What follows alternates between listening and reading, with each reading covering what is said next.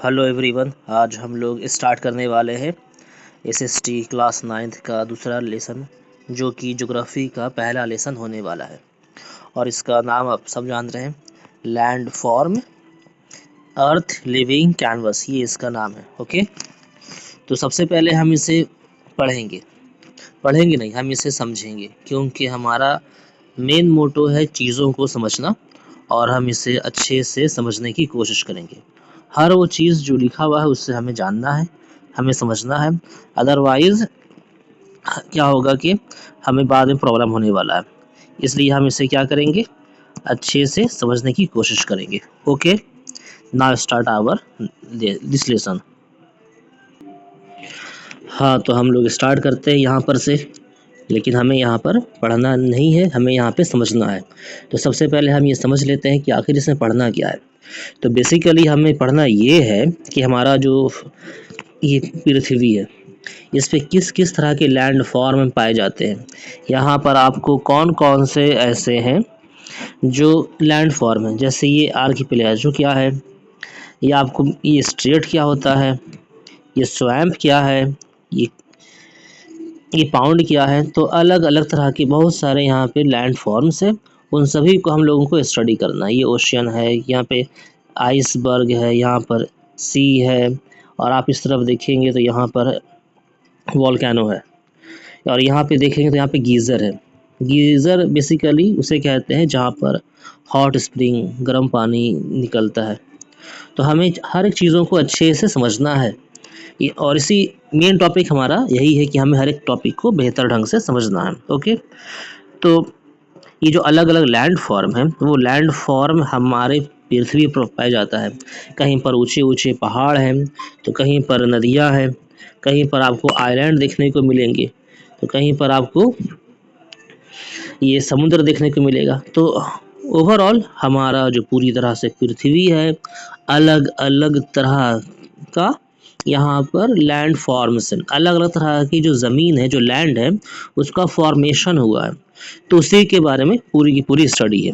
Okay, सो ये basically कहाँ पर है, तो ये हमारे पृथ्वी पर है। हमारे पृथ्वी के ऊपर अलग अलग तरह के ज़मीन है, अलग अलग तरह के पहाड़ है, अलग अलग तरह के यहाँ पर आपको समुद्र देखने को मिल जाएंगे।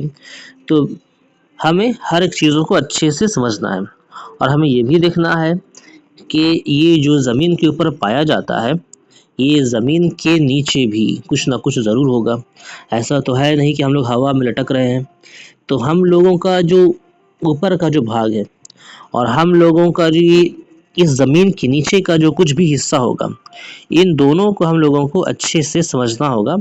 तभी हम अपने पृथ्वी को ये जान पाएंगे कि आखिर ये ऊपर वाला पार्ट जो है, या फिर वो जो नीचे वाला जो पार्ट है, उसमें क्या है, ऊपर वाला जो पार्ट है यहाँ पर क्या है। तो इस तरह से हम लोग इन सब के बारे में स्टडी वन बाय वन करते जाएंगे। यही मेन मोटो है इस लेसन को पढ़ने का, इस लेसन को अच्छे से समझने का। Okay, now I move to next slide. उसके बाद हम ये भी देखेंगे कि हमारा जो पृथ्वी ऊपर से जो है वो तो क्यों है, लेकिन इस पृथ्वी का जो निचला भाग है वो कैसा है, और अगर वो कुछ इस डिज़ाइन का है तो आखिर वो ऐसा क्यों है। तो इस बारे में भी हमें अच्छे से समझना होगा, जानना होगा। तभी हमारा जो ये क्लास 9th का ज्योग्राफी का जो पहला लेसन है, इसे हम बेहतर ढंग से समझ पाएंगे। हमें रट्टा बिल्कुल नहीं मारना है, हमें एक एक टॉपिक को अच्छे से समझना है। ओके, तो बेसिकली क्या था कि हमने यहाँ पर देखा कि हमारा पृथ्वी ऊपर से कैसा है, और फिर जब हम इस पृथ्वी को जब देखते हैं कि ठीक ऊपर से, तो हमें पहाड़, रोड, मीडो, रेगिस्तान, हर चीज़ अलग अलग तरह का देखने को मिल रहा है। तो बेसिकली इस ज़मीन, ये जो लैंड फॉर्म है, इसके नीचे में क्या है। तो जैसे हमने नीचे वाले पार्ट को देख रहे हैं, तो देखते हैं कि पूरा अलग ही माजरा है। कहीं पर जीवन प्रदान किया जा रहा है, तो कहीं पर जीवन लिया जा रहा है, छीन लिया जा रहा है।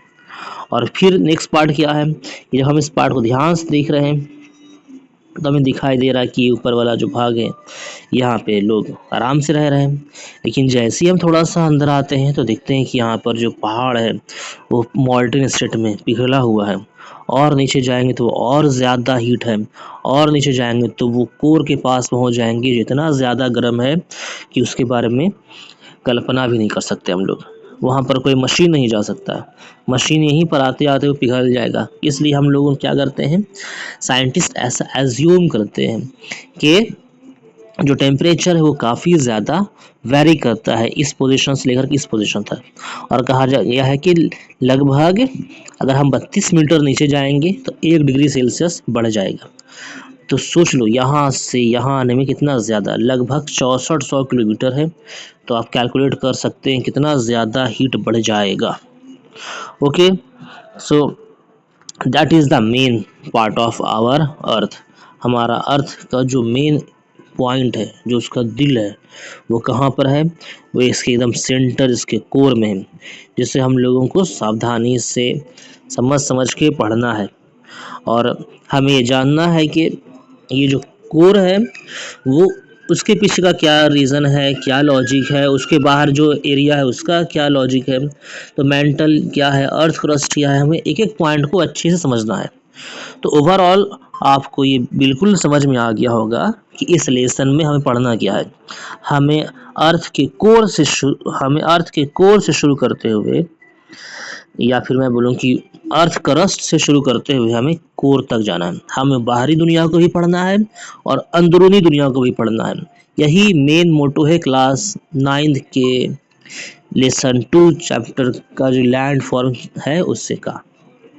मुझे लगता है ये बात समझ में आ गई होगी कि हमें पढ़ना क्या है, वो समझ में आ गया कि हमें पृथ्वी के अंदर क्या है वो भी जानना है, पृथ्वी के बाहर क्या है वो भी जानना है, बाहर में जो भी चीज़ है वो वैसा क्यों है वो भी जानना है, और ये जो अलग अलग तरह के आपको देखने को मिलते हैं लैंड फॉर्म, वो से भी हमको जानना है। तो ऐसा मेरा मानना है कि आपको समझ में आ गया हो कि लैंड फॉर्म क्या है। अलग अलग तरह का जो लैंड फॉर्मेशन हुआ है उसी को हम लोगों को यहाँ पर स्टडी करना है। ठीक, अब एक बार हम इसको पढ़ भी लेते हैं, क्योंकि हमें अपना जो टॉपिक है, जो सिलेबस से उससे बाहर नहीं जाना है। ओके, तो मैं इसे एक रीडिंग कर देता हूँ। उससे क्या होगा कि हम अपने सिलेबस से बाहर नहीं जाएंगे। तो यहाँ कहानी शुरू होती है यहाँ से कि जो हमारा जो अर्थ है, वो अर्थ क्या है, एक डायनामिक प्लानेट है, constantly shaped by forces both from with in and its surface. और ये हमारा जो पृथ्वी गोल है, इस पृथ्वी को गोल होने में, इस पृथ्वी को बनने में ऐसा नहीं था कि वो एक बार में अचानक से बन गया। इस गोला को बनने में बहुत तरह के फोर्सेस लगे हैं। कौन से फोर्सेस लगे हैं, तो कह रहा कि ये जो फोर्सेस हैं वो with in and outer surface, ये इसके बाहर में और इसके अंदर में, इन दोनों का जब स्टडी करेंगे तब हमें समझ में आएगा कि आखिर हमारा पृथ्वी आज इस सिचुएशन में, इस हालत में, इसका ऐसा फीचर क्यों है। तो हमारा जो अर्थ है वो बाहर से और अंदर से दोनों तरह से हम क्या कर रहे हैं, इसको दोनों तरह से हम स्टडी कर रहे हैं ताकि हम एक्चुअल अर्थ को समझ सकें। उसके बाद क्या है कि हमारा जो ऊपर का जो लेयर है वो भी क्या है, उसमें प्लेट होते हैं, और वो जो टेक्टोनिक प्लेट्स है वो एक अलग ही शेप को बनाने में हेल्प करता है। ठीक, इसके अलावा क्या है, इसके अलावा कि ये जो टेक्टोनिक प्लेट्स हैं, जो एक्चुअली में पहले क्या था, वो रेड हॉट बॉल था। हमारा जो अर्थ है वो पूरी तरह से एक पिघला हुआ स्टेट में था, मॉल्टन स्टेट में था, लेकिन वो आहिस्ता आहिस्ता उसका टेम्परेचर कूल डाउन हुआ। तो ऊपर का जो लेयर है, जो क्रस्ट है, जो इसे हम कह सकते हैं कि पपड़ी है, ऊपर का जो लेयर है वो ठंडा हो गया, और ठंडा होने के बाद वो बन जाता है हमारा प्लेट्स, और वो प्लेट जो है वो पूरी तरह से हमारे अर्थ को कवर किए हुआ है, मेंटल को पूरी तरह से वो कवर किए हुआ। तो हम ये भी जानेंगे कि प्लेट टेक्टोनिक्स क्या होता है, कि इसका फॉर्मेशन कैसे हुआ है, और फिर हम ये भी जानेंगे कि ये टेक्टोनिक प्लेट्स के बनने के बाद जो है वो और भी बहुत सारी चीज़ें होने लगी। वो जो प्लेट था वो एक प्लेस से दूसरी तरफ मूव होने लगा है, वहाँ पे अर्थक्वेक का रीज़न बना है वो वोल्केनिक एक्टिविटी होना शुरू हुआ है। उसके अलावा हम ये भी जान पाएंगे जो समुंदर है, जो ओशियन बेसिन है, उसके अलावा जो हमारा इंटीरियर ऑफ द अर्थ है, जो हमारे अर्थ का जो वो भाग है जहाँ पर हम देख पाएंगे कि वहाँ पर ये क्रस्ट है, मैंटल है, और फिर आउटर कोर है, फिर इनर कोर है। तो हम एक एक टॉपिक को ध्यान से पढ़ेंगे। हम वो दोबारा से दिखा देते हैं आपको कि जो हमारा जो अंदर का जो भाग है, यहाँ पे भी क्या है कि हमारे पास सारे एक एक लेयर को हम लोगों को ध्यान से पढ़ना है कि इस वाला जो लेयर है उससे हम क्या पढ़ेंगे, इस क्रस्ट के बाद जो है ये वाला जो मेंटल, ये क्या है, क्यों यहाँ पर है, ये यहाँ पर क्यों नहीं है अंदर में, फिर उसके बाद ये जो है आउटर कोर है, ये इनर कोर है। तो स्टेप वाइज ये जो लेयर बना हुआ है, इन एक एक लेयर को हम लोगों को सावधानी से जानना है। ओके, तो हम लोग जो भी चीज़ देख रहे हैं वो सब चीज़ वहाँ पे ऑलरेडी यहाँ पे लिखा हुआ है, तो हम एक एक करके सारे को पढ़ते जाएंगे। उससे हमारा जो कॉन्सेप्ट है वो धीरे धीरे करके वो क्लियर होता जाएगा, और फिर हम अपने आप को और ज़्यादा बेहतर ढंग से हम इससे सॉल्व कर पाएंगे और ज़्यादा बेहतर ढंग से हम लोग इसे समझ ही पाएंगे। ओके, तो हम लोग नेक्स्ट मूव करते हैं कि ये जो भी प्लेट है ना, अब आते हैं नेक्स्ट टॉपिक पर। अब नेक्स्ट लिखा हुआ है कि ये जो हमारा अर्थ का जो सरफेस है, ये अर्थ का सरफेस जो आज के ज़माने में हमें दिख रहा है वो आखिर उसी आकार में क्यों है, उसी शेप में क्यों है। तो इसके पीछे का रीज़न लिखा हुआ है कि ऐसा जो हुआ है उसके पीछे का रीज़न क्या है। तो कह रहा है कि यहाँ continuously reshape the landscape, weathering, break down rocks into smaller particles, while erosion and agents of gradation such as rivers and ocean currents, wind। तो बेसिकली हम ये कहना चाहेंगे कि इस लैंड फॉर्म जो अलग अलग ढंग से हुआ है वो वैसा क्यों हुआ है। अब ये लैंड फॉर्म क्या था, तो हम लोग ऑलरेडी पढ़ चुके हैं कि लैंड फॉर्म का जो मेन पॉइंट है वो ये था कि हमें जो यहाँ पे रेगिस्तान देखने को मिल रहा, ये जो येलो पार्ट है, अगर हमको यहाँ पे ये गीज़र देखने को मिल रहा, तो ये जो यहाँ पर गीज़र क्यों है, ये जहाँ पे जो वोल्केनो कोना में दिखाई दे रहा है, ये जो वोल्केनो यहाँ पर क्यों है। तो हमें एक एक पॉइंट को अच्छे से समझ के पढ़ना है। तो आखिर वो वहाँ पर क्यों है। अगर आपको दिखाई दे रहा है कि यहाँ पर ये जो पहाड़ है, यहाँ पर जो ये चट्टान है, तो हमें एक एक पॉइंट को समझना होगा कि आखिर क्यों वैसा वहाँ पर है। उसके अलावा अगर आप ध्यान दे पा रहे होंगे तो इस भाग में ध्यान दीजिए, जहाँ पे साफ साफ यह हमें बताने की कोशिश की जा रही है कि ये जो रीजन है पूरा, इस रीजन में हम लोग देख रहे हैं कि जो भी पहाड़ है वो इस शेप का पहाड़ नहीं है। यहाँ पर आप देखेंगे कि इस तरह का डिज़ाइन बना हुआ, लेकिन जब आप इधर देखेंगे तो आपको यहाँ पर सिर्फ और सिर्फ फ्लैट पार्ट दिख रहा है। तो उसके पीछे भी कुछ कारण होगा। अब वो क्या कारण है, तो यहाँ पे आप उससे देख सकते हैं कि हमारा जो पृथ्वी जो आज इस कंडीशन में है उसके पीछे का रीज़न क्या है। तो कह रहा on the earth surface external forces, कुछ एक्सटर्नल फोर्सेस हैं जो काम कर रहा है, वो रीशेप कर रहा, वो रीशेप कर दे रहा है। किस चीज़ को रीशेप कर रहा है, तो हमारे पृथ्वी का जो ज़मीन है, जो लैंडस्केप है, उसको पूरी तरह से चेंज कर दिया है। कौन कौन से कंपोनेंट हैं जो रीशेप करने में हेल्प कर रहे हैं, तो कह रहा पहला वेदरिंग। वेदरिंग क्या होता है, तो कह रहा break down rocks into smaller particle, बड़े बड़े चट्टानों को तोड़ देने की जो प्रक्रिया है उसे वेदरिंग कहते हैं। तो जो हमारे पास जो पहाड़ था ना, यहाँ पर का जो पहाड़ है इस वाले पहाड़ से अलग है। क्यों अलग होगा, क्योंकि ये जो पहाड़ है इसका वेदरिंग हो गया, और वेदरिंग होने के बाद वो ये जो येलो वाला पार्ट है वो पूरी तरह से वो डिमोलिश हो गया है। दूसरा पार्ट क्या लिखा हुआ है, इरोजन। वेदरिंग के बाद क्या होता है, इरोजन होता है। वेदरिंग मतलब टूट जाना, इरोजन का मतलब क्या हो जाएगा, एक प्लेस से दूसरे प्लेस पर ले जाना। वेदरिंग में जो पहाड़ था मेरा, इस पहाड़ को उसने तोड़ दिया, तोड़ करके कुछ इस सब पे पहाड़ बना दिया, और वो जो टूटा हुआ भाग था, इस टूटे भाग को वो एक जगह से दूसरे जगह कहीं पर उसको ट्रांसफर करके ला दिया है। तो उससे हम कहेंगे इरोजन हुआ। वेदरिंग मतलब तोड़ देना, इरोजन का मतलब एक जगह से दूसरी जगह लेकर चला जाना, इरोजन। और वो कौन है जो एक जगह से दूसरा जगह लेकर जाएगा? कोई ट्रक, साइकिल, क्या है वो? तो कह रहा है कि वो नदियां हैं, रिवर है, जो उस टूटे हुए पहाड़ को, वेदर्ड रॉक को एक जगह से दूसरे जगह ले जाने में हेल्प करता है। क्योंकि हम लोग जानते हैं जो नदियाँ होती हैं बहुत ज़्यादा पावरफुल होती हैं। वो जब अपने रास्ते में अगर कोई कार आ जाती है तो कार को बहा देता है, इंसान आ जाता है तो इंसान को बहा देता है, यहाँ तक कि घर जो है घर को बहा देता है। तो ये बड़े बड़े चट्टानों को भी एक जगह से दूसरी जगह ले जाने में सक्षम है। दूसरा पॉइंट लिखा वेव, जो तेज़ हवाएं चलती हैं, लहरें चलती हैं, ये भी एक जगह से दूसरी जगह ले जाते हैं। तीसरा लिखा ओशियन करंट, फिर विंड, जो हवाएं चलती हैं वो भी एक जगह से दूसरी जगह ले जाती हैं। ओशियन करंट समझ में आ रहा है ना, कि वो जो लहरें उठती हैं समुद्र में वो भी एक जगह से दूसरी जगह ले जाती हैं। फिर ग्लेशियर जो है, ग्लेशियर क्या करता है? ये भी पत्थर को, चट्टान को पहाड़ से तोड़ करके, अगर आप देखेंगे तो यहाँ पे जो ग्लेशियर है, ये वाला ग्लेशियर, ये ग्लेशियर जो है ये भी क्या करता है? पहाड़ के ऊपर वो जमा है।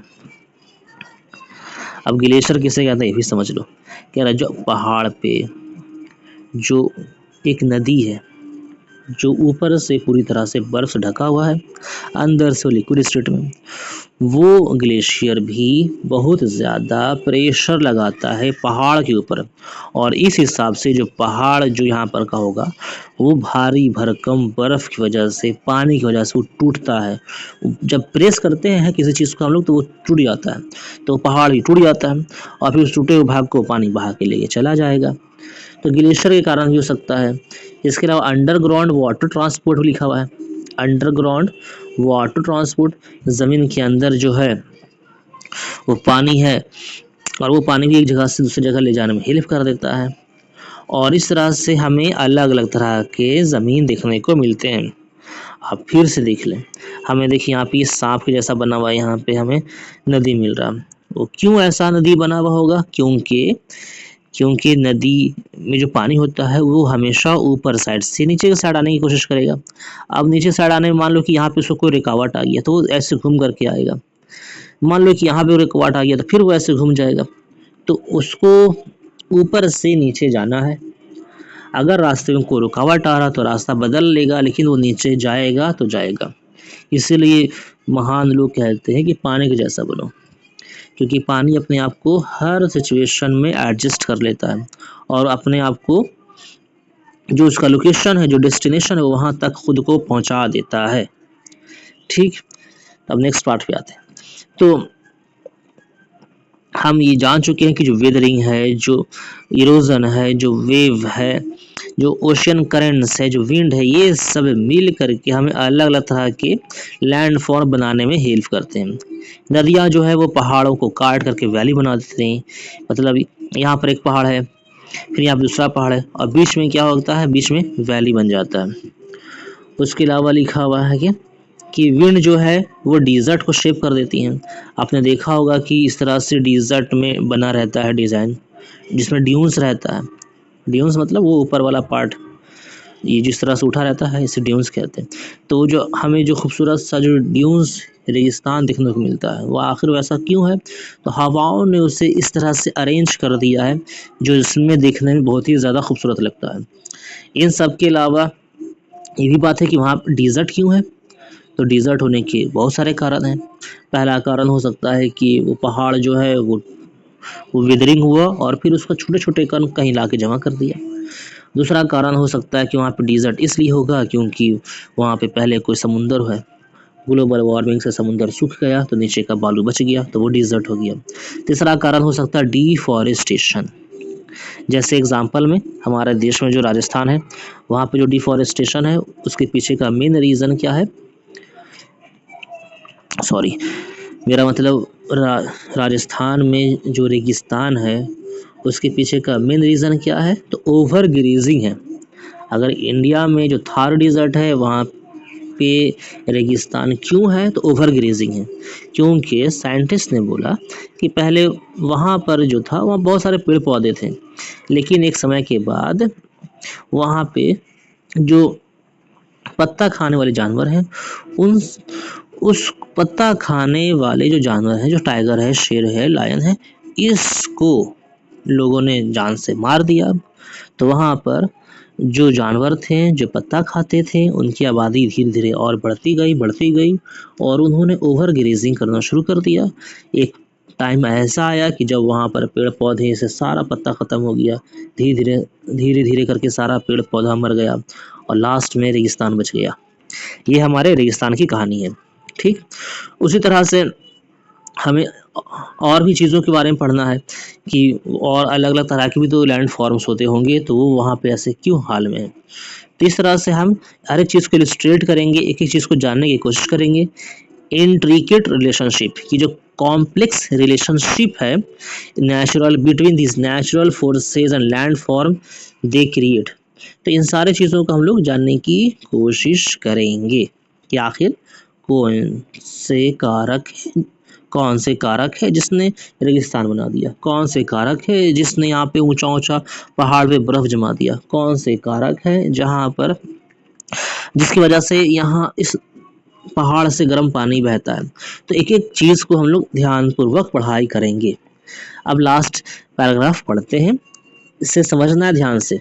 The interplay of these internal and external process also give rise to natural disaster.